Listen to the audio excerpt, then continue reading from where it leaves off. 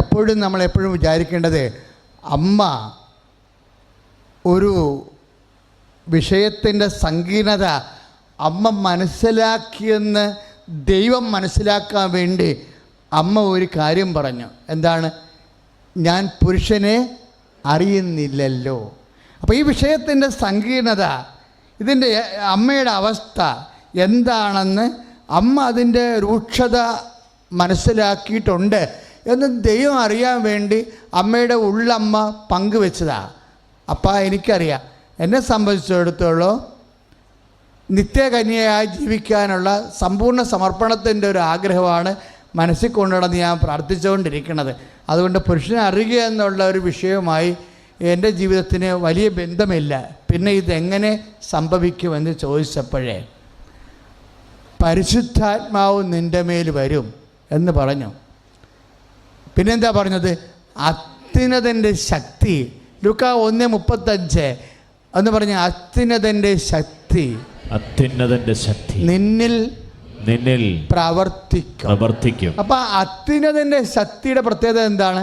നമ്മളിൽ പ്രവർത്തിക്കുന്നതാണ്, ഇല്ലേ? ഇപ്പം ലൂക്കാ 1:35 അനുസരിച്ച് കൊണ്ട് അത്യുന്നതൻ്റെ ശക്തി എന്ന് പറയുന്നത് ഇങ്ങനെ എന്താണ് അൺമൂഡ് മോറായിട്ട് അബ്സ്ട്രാക്റ്റായിട്ടായിട്ട് ഇരിക്കുകയില്ല.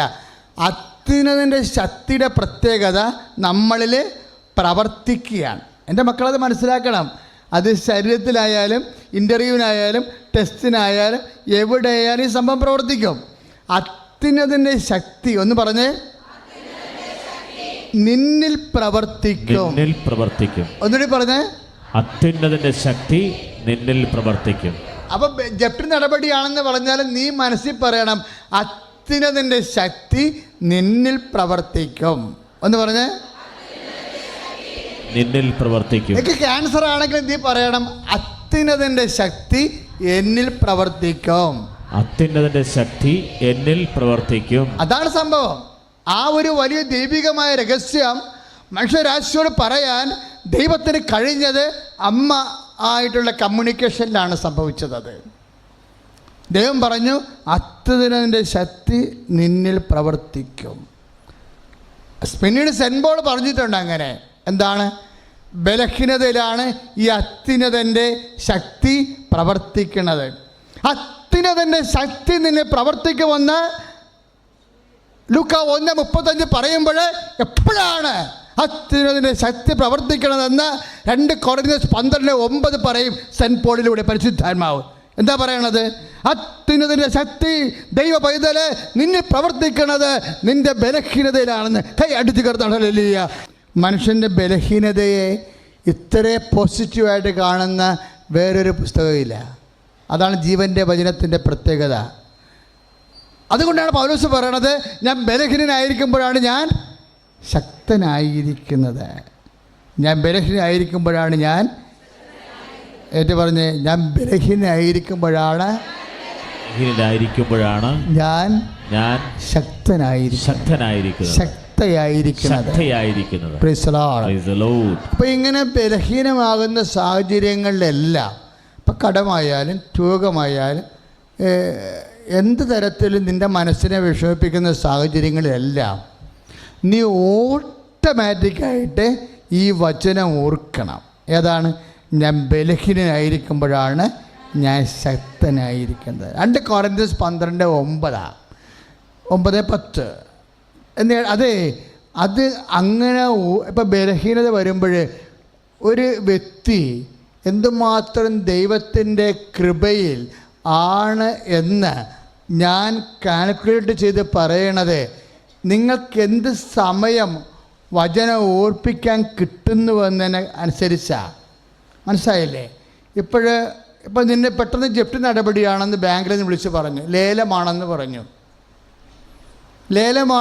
നിങ്ങളുടെ വസ്തുവിന് ലേലമാണെന്ന് പറയുമ്പോൾ പെട്ടെന്ന് നമ്മളൊരു സാധനം വന്ന് വീഴുമ്പോൾ പെട്ടെന്ന് നമ്മൾ താഴേക്ക് ഇരിക്കും.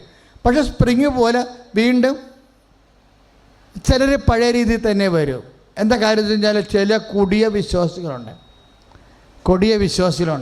ഞാൻ പുറത്തോട്ട് ഇറങ്ങിയാലും ഞാൻ ഇറങ്ങണത് തെരുവിലേക്കല്ല, കർത്താവിലേക്കാണ് ഞാൻ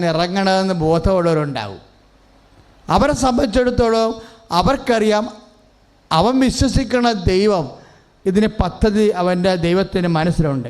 ഇനി എൻ്റെ സമയമെന്ന് പറയണത് കർത്താവിൻ്റെ പദ്ധതി വെളിവാക്കാനുള്ള സമയമാണ്. പക്ഷേ ഈ വചനം ആ സമയത്ത് ഒരുപക്ഷെ നീ പെട്ടെന്ന് നിൻ്റെ മനസ്സിൽ വരും, ബലഹീനതയിലാണ് ദൈവത്തിൻ്റെ ശക്തി പ്രവർത്തി. ഇപ്പം ഞാൻ ബലഹീനനാണ്, ഇപ്പോഴാണ് ഞാൻ ശക്തനായിരിക്കണത്. പക്ഷേ അത് ഓർത്തെടുക്കണമെങ്കിൽ എന്ത് വേണം? പരിശുദ്ധാത്മാവ് വേണം. പരിശുദ്ധാത്മാവിനാണ് ഓർമ്മശക്തിയുടെ കാര്യങ്ങൾ ഇരിക്കുന്നത്. അതായത് എല്ലാ വിഷയവും നമ്മൾ ജഡത്തിൻ്റെ രീതിയിൽ കാണാനും കേൾക്കാനും സമീപിക്കാനും വിലയിരുത്താനും ഒക്കെ തുടങ്ങിയാൽ സ്വാഭാവികമായി പരിശുദ്ധാത്മാവും നിർവീര്യമായി പോകും. കാര്യം ദൈവം ഒരു വ്യക്തിയോട് ചോദിക്കണം 3 ചോദ്യങ്ങളുണ്ട്. എന്താണ് ചോദിക്കണത്? നീ എന്നെ വിശ്വസിക്കുന്നുവോ? രണ്ടാമത് ചോദിക്കണത് എന്താണ്? നീ എന്നെ പ്രത്യാശിക്കുന്നുവോ? മൂന്നാമത് ചോദിക്കണത് എന്താണ്? നീ എന്നെ സ്നേഹിക്കുന്നുവോ? മനസ്സിലായ? ഇപ്പം മരണേ നമ്മളിവിടെ ജീവിക്കുമ്പോൾ ഈ 3 ചോദ്യത്തിന് എപ്പോഴായാലും നമ്മൾ മറുപടി പറയേണ്ടി വരും. എന്താണ് ദൈവം ചോദിക്കണത്? എന്താണ്? നീ എന്നെ വിശ്വസിക്കുന്നുവോ? നീ എന്നെ വിശ്വസിക്കുന്നുവോ? പിന്നെ ചോദിക്കണത് എന്താണ്? നീ എന്നെ പ്രത്യാശിക്കുന്നുവോ? മൂന്നാമത് ചോദിക്കണത് എന്താണ്? നീ എന്നെ സ്നേഹിക്കുന്നുവോ? ഈ 3 ചോദ്യത്തിന് നിൻ്റെ ജീവിത സാഹചര്യം വെച്ചുകൊണ്ട് ദൈവത്തിനോട് നീയും ഞാനും മറുപടി പറയേണ്ടി വരും. അപ്പം അങ്ങനെ വിശ്വാസത്തിൽ, പ്രത്യാശയിൽ, ദൈവസ്നേഹത്തിൽ നമ്മളെ വളർത്താൻ വേണ്ടി ദൈവപിതാവ്, നിൻ്റെ ഗുരു നിൻ്റെ മുഖത്ത് നോക്കി നിന്നെ പഠിപ്പിച്ചുകൊണ്ടിരിക്കുമ്പോൾ ചില കാര്യങ്ങൾക്ക് അതിൻ്റെ സ്വാഭാവികമായ കാലതാമസം ഉണ്ടാകുന്നത് ദൈവത്തിൻ്റെ കരുണയുടെ ഭാഗമാണ്. കൈ അടിച്ചു കർത്താണ്. ഹല്ലേലൂയ. എന്തെങ്കിലും വിഷയത്തിൽ കാലം ലാഗ് ചെയ്യണമെന്ന് വിചാരിച്ചോ? ഇപ്പം 6 വിഷയമുണ്ടെന്ന് വിചാരിച്ചോ? 6 വിഷയത്തിൽ അച്ഛൻ്റെ അഭിപ്രായം ദൈവത്തിൻ്റെ പൈതലാണ് നീയെങ്കിൽ 2 വിഷയത്തിനെങ്കിലും വിഷയം ലാഗ് ചെയ്യാൻ സാധ്യതയുണ്ട്. ആധ്യാത്മിക ശാസ്ത്രം അനുസരിച്ചുകൊണ്ട് വിലയിരുത്തിയാൽ നമ്മൾ കണ്ടെത്തുന്ന ഒരു സത്യമാണ്, ഒരു അനുഭവ സത്യം. എന്താ? ചില വിഷയത്തിനെങ്കിലും ലാഗ് ചെയ്യും. ലാഗ് ചെയ്യുന്ന വെച്ച് കഴിഞ്ഞാൽ കാലതാമസം വരും ചില വിഷയത്തിന്. അത് കാലതാമസം വരുന്നത് നിന്നെ സങ്കടപ്പെടുത്താനോ വിഷമിക്കാനല്ല, നിന്നിൽ പ്രത്യാശ എന്ന പുണ്യമുണ്ടായി വർദ്ധിക്കാനാ. കൊന്തേ പ്രാർത്ഥിക്കുന്നത് അത് തന്നെയാണല്ലോ. പുത്രൻ തമ്പുരാൻ്റെ മാതാവായിരിക്കുന്ന പരിശുദ്ധ ദേവമാതാവേ, ഞങ്ങളിൽ പ്രത്യാശ എന്ന പുണ്യമുണ്ടായി വർദ്ധിക്കാൻ തിരുക്കുമാരോട് അപേക്ഷിക്കണമേ. കാര്യം എന്താണെന്നറിയാവോ? പ്രത്യാശ എന്ന പുണ്യം നിത്യതയ്ക്ക് വേണ്ടിയുള്ള ആത്മാവിൻ്റെ കൃപ ആർജവുമായി ബന്ധപ്പെട്ടതാണ്. നിത്യതയുടെ പാക്കേജിൽ നിനക്ക് ബാലൻസ് ഉണ്ടാക്കുന്ന രീതിയിലുള്ള ബിസിനസ് മാത്രമേ ദൈവത്തിന് താല്പര്യമുള്ളൂ. അതുകൊണ്ട് നീ എന്ത് ബിസിനസ് ചെയ്താലും, എന്ത് വ്യാപാരങ്ങൾ, എന്തെങ്കിലും ഇടപാടുകൾ ദൈവമായിട്ടുണ്ടായാലും ദൈവം ചിന്തിക്കുന്നൊരു കാര്യമുണ്ട്. എന്താണ്? ഇതുകൊണ്ട് നെറ്റ് ഇഫക്റ്റിൽ ആത്മാവിൽ എന്ത് ഗുണമുണ്ടാവും? വിശ്വാസമെന്ന പുണ്യമുണ്ടാകുമോ അവശേഷിക്കണത്? കർത്താവ് ചോദിച്ചില്ലേ, എങ്കിലും മനുഷ്യപുത്രൻ വരുമ്പോൾ ഭൂമിയിൽ മനുഷ്യൻ്റെ ഹൃദയത്തിൽ വിശ്വാസം അവശേഷിക്കുമോ? ദൈവമൈതലേ, ദൈവം നിൻ്റെ ദൈവം നിൻ്റെ എന്ത് അവശേഷിക്കണമെന്നാണ് കരുതുന്നത്? വിശ്വാസം. നീ എന്ത് വിശ്വാസം ചെയ്താലും, നീ എന്ത് പ്രവർത്തനങ്ങൾ ചെയ്താലും, നീ എന്ത് പ്രാർത്ഥനയ്ക്ക് ഉത്തരത്തിന് വേണ്ടി കണ്ണീരോടെ പ്രാർത്ഥിച്ചാലും അതെല്ലാം നേടിക്കഴിയുമ്പോഴും ദൈവം നോക്കണ ഒരു നോട്ടമുണ്ട്. അത് നിൻ്റെ ഹൃദയത്തിൽ വിശ്വാസം അവശേഷിച്ചിട്ടുണ്ടാകുമോ എന്നാണ്. വിശ്വാസം അവശേഷിച്ചിട്ടുണ്ടാകുമോ എന്ന് ദൈവം ചോദിച്ചാൽ അടുത്ത ചോദ്യം എന്താണ്? പ്രത്യാശ അവശേഷിച്ചിട്ടുണ്ടാകുമോ എന്നാണ്. പ്രത്യാശ അവശേഷിച്ചിട്ടുണ്ടാകുമോ എന്ന് ദൈവം ചോദിച്ചാൽ അടുത്ത ചോദ്യം എന്താണ്? സ്നേഹം അവശേഷിച്ചിട്ടുണ്ടാകുമോ? ദൈവം നോക്കണം എന്താണ്? ദൈവിക പുണ്യങ്ങൾ. നിത്യതയ്ക്ക് നിന്റെ ജീവിതത്തിൽ എന്ത് പ്രസക്തി? നിത്യതയിൽ നിനക്ക് ഇന്ന് അനുഭവിക്കുന്ന കണ്ണീര് കൊണ്ട് ഇത് കണ്ണീര് നീ വിതക്കുകയും അതുപോലെ ജയഘോഷത്തോടെ കൊയ്യുകയും ചെയ്യുമ്പോൾ നിത്യതയിലുള്ള ജയഘോഷത്തിന് ആസ്പദമായ കൃപയാൽ നിന്റെ ആത്മാവ് പുണ്യപൂർണ്ണമാക്കിയിട്ടുണ്ടോ, ആയിട്ടുണ്ടോ, ആകണമെങ്കിൽ അതിനുള്ള പ്രൊവിഷൻ കൂടി ഇട്ടുകൊണ്ടാണ് ദൈവം നിൻ്റെ ജീവിതത്തെ ക്രമീകരിക്കുന്നത്. കൊണ്ട് നീ സങ്കല്പപ്പെടേണ്ട കാര്യമില്ല. എപ്പോഴായാലും ഈ വിഷയ തീരുമാനം ഉണ്ടാകും. അപ്പോഴേ ദൈവത്തിൻ്റെ മനസ്സ് തന്നെയായിരിക്കണം നമുക്ക് ഉണ്ടാകണം. മനസ്സ് എന്താണ്? ദൈവത്തിൻ്റെ മനസ്സെന്താ? നമ്മൾ വിശ്വാസം അവശേഷിക്കണം, നമ്മൾ പ്രത്യാശ അവശേഷിക്കണം. ഇപ്പം പത്രോസിനോട് ചോദിച്ചില്ലേ, എന്നാ പത്രോസിനോട് ചോദിച്ചത്? നീ എന്നെ വിശ്വസിക്കുന്നുവോ? പിന്നെ എന്താ ചോദിച്ചത്? നീ എന്നെ പ്രത്യാശിക്കുന്നുവോ? പിന്നെ എന്താ ചോദിച്ചത്? നിന്നെ സ്നേഹിക്കുന്നു. അപ്പം നീ എന്നെ സ്നേഹിക്കുന്നുവോ എന്നോ ചോദിച്ചാൽ ആ ചോദ്യം മാത്രമേ ബൈബിളിൽ അതുപോലെ ഉള്ളൂ. ബാക്കിയെല്ലാം വരികൾക്കിടയിൽ നമ്മൾ വായിച്ചെടുക്കണതല്ല, പരിശുദ്ധാത്മാവ് നമുക്ക് ചൂണ്ടിക്കാണിച്ച് തരണതാ. ഇപ്പം യോഹന്നാൻ്റെ സുവിശേഷം 21:17 മൂന്നാം പ്രാവശ്യം ചോദിച്ചു, യോനായുടെ പുത്രനായ ശെമയോനെ, ഇവരെക്കാളെല്ലാം അധികമായി നീ എന്നെ സ്നേഹിക്കുന്നുവോ? Praise the lord. Hallelujah, hallelujah. അപ്പോൾ അതുപോലെ ഒരു ചോദ്യമാണ് ഈശോ ആദ്യം ചോദിച്ച പത്രോസിനോട്. Whom do you say that I am? ഞാൻ ആരാണെന്നാണ് നിങ്ങൾ പറയുന്നത്? അപ്പോൾ പത്രോസ് എന്നാ പറഞ്ഞത്? You are Christ, the son of the living God. നീ ക്രിസ്തുവാണ്, ജീവിക്കുന്ന ദൈവത്തിൻ്റെ പുത്രനായ മിശിഹ. അപ്പോൾ ഈശോ എന്നാ പറഞ്ഞത്? ശെമയോനെ, മാംസരക്തങ്ങളല്ല, സ്വർഗസ്ഥനായ എൻ്റെ പിതാവാണ് നിനക്കിത് വെളിപ്പെടുത്തിയത്. അപ്പോൾ മത്തായിയുടെ സുവിശേഷം 16:18 എന്നിട്ട് ഈശ്വര വാക്ക് പറയും. എന്താണ്? You are rock, in this rock I shall build my church. നീ പാറയാണ്.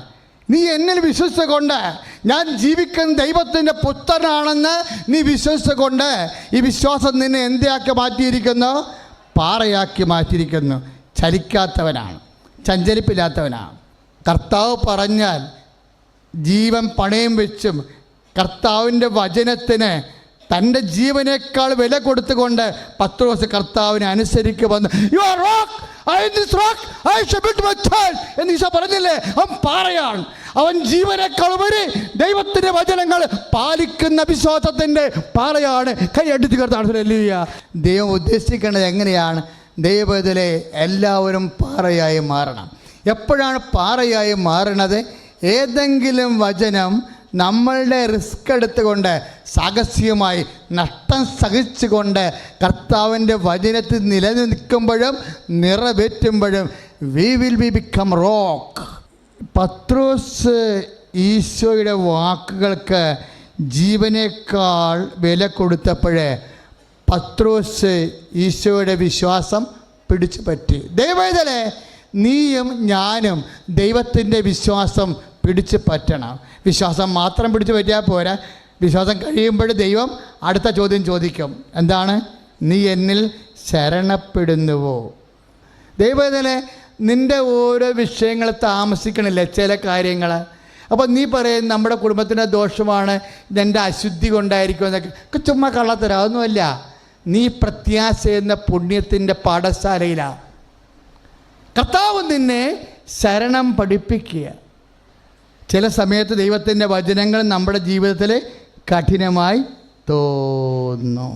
ദൈവവേദനെ എന്നെങ്കിലും നിൻ്റെ കർത്താവിൻ്റെ വചനം നിറവേറ്റാൻ നിനക്ക് കഠിനമായി തോന്നിയാൽ you are in the university, in the class room of hope. നീ ദൈവത്തിൻ്റെ പ്രത്യാശയുടെ പാഠശാലയിൽ കർത്താവിൻ്റെ ഗുരുമുഖത്തിരിക്കുകയാണ്. അല്ല, യു ആർ നോട്ട് ഔട്ട്. നീ പുറത്തായിട്ടില്ല. കർത്താവിൻ്റെ വചനങ്ങൾ പാലിക്കാൻ എപ്പോഴെങ്കിലും നിനക്ക് കഠിനമായി തോന്നിയാൽ you must realise that you are not out. നീ തിരിച്ചറിയണം, നീ പുറത്തല്ല, but you are the class room of hope. നീ കർത്താവിൻ്റെ പ്രത്യാശയുടെ പാഠശാലയിലാണ്. ഈ പാഠം കഴിയുമ്പോൾ കർത്താവിൻ്റെ മുമ്പിൽ ശരണമുള്ളവളായി കർത്താവ് നിന്നെ കണ്ടെത്തും. അപ്പോൾ അങ്ങനെയാണ് പത്രോസ് ചോദിക്കണത്. എന്ത് ചോദിക്കും? കർത്താവേ, ഞങ്ങൾ ആരുടെ പക്കലേക്ക് പോകും?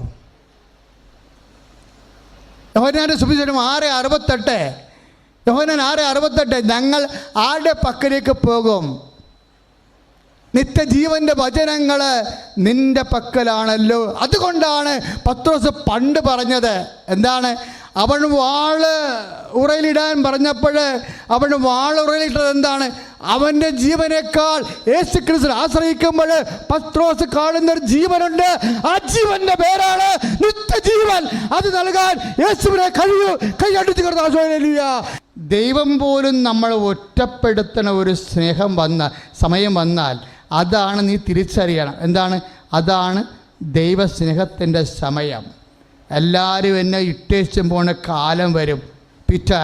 ഞാൻ ഒറ്റക്കല്ല, പിതാവ് എൻ്റെ കൂടെ ഉണ്ടെന്ന് പറഞ്ഞിട്ട് അവസാനം പിതാവ് തന്നെ ഈശോനെ ഉപേക്ഷിച്ചു, ഇല്ലേ? അതാണ്. അപ്പോൾ പരിശുദ്ധാത്മാവിന് ജ്ഞാനവരത്താൽ പിതാവ് ദൈവം തന്നെ ഉപേക്ഷിച്ചെന്ന് തോന്നിപ്പോയാൽ അതിൻ്റെ അർത്ഥം എന്താണ്? ആ സമയമാണ് ദൈവം ഏറ്റവും കൂടുതൽ സ്നേഹിക്കണ സമയം. അതുകൊണ്ട് അത് പരിശുദ്ധാത്മാവ് പറഞ്ഞു കൊടുത്തിട്ടാണ് പിരിഞ്ഞു പോയത്. Jesus, now the time is time of submission. You command your spirit. നിൻ്റെ ആത്മാവിനെ സമർപ്പിക്കാൻ പറഞ്ഞു. അപ്പോൾ ഈശോ പറഞ്ഞു, അപ്പായെ ഞാൻ കാണുന്നില്ല, കരിമേഘവും എൻ്റെ ആയുസിൻ്റെ മരണത്തിൻ്റെ നിറവുമായി നിൽക്കുക.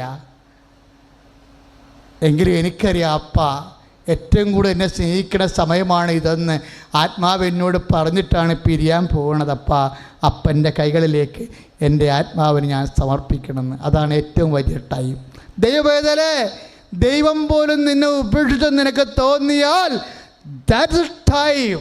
അതാണ് ടൈം, അതാണ് സമയം. ആ സമയത്തെക്കുറിച്ചാണ് ഈശോ പറഞ്ഞത്, എൻ്റെ സമയം ഇനിയും ആഗതമായിട്ടില്ലെന്ന്. യോഹന്നാൻ 12:13.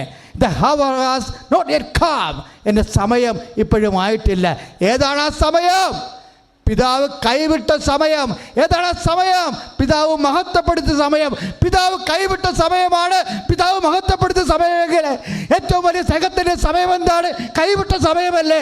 അതറിയണമെങ്കിൽ ആരോട് ചോദിക്കണം? ലോകത്തിലെ യേശു ക്രിസ്തുവിനോട് കൈ അടിച്ചു കൊടുത്താൽ